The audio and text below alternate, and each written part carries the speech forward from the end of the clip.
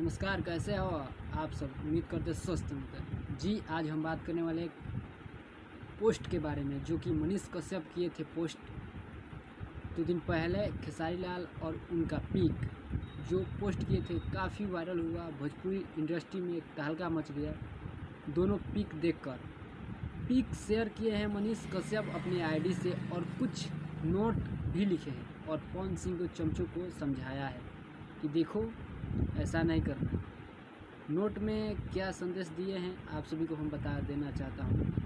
देखिए, नोट में सबसे पहले लिखे हैं कि बेवजह हम दोनों का विरोध करने के वाले अब एक नया बखेरा स्टार्ट मत कर देना।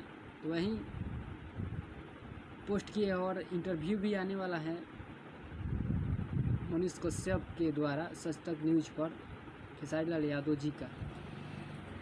देखिए आज कितने बजे आता है और इंटरव्यू को गर्दा मचा दीजिए आप लोग। 1 घंटे में 1 मिलियन कर दीजिए ताकि भोजपुरी इंडस्ट्री में एक नया रिकॉर्ड बन जाए इंटरव्यू का।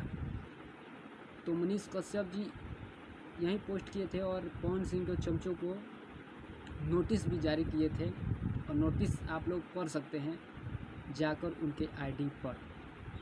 बाकी हमको कुछ नहीं कहना है, चाहे पवन सिंह चाहे खेसारी लाल यादव। देखिए इंटरव्यू आने वाला है मनीष कश्यप और खेसारी लाल यादव जी का। इंतज़ार करिए और गर्दा मचा दीजिए।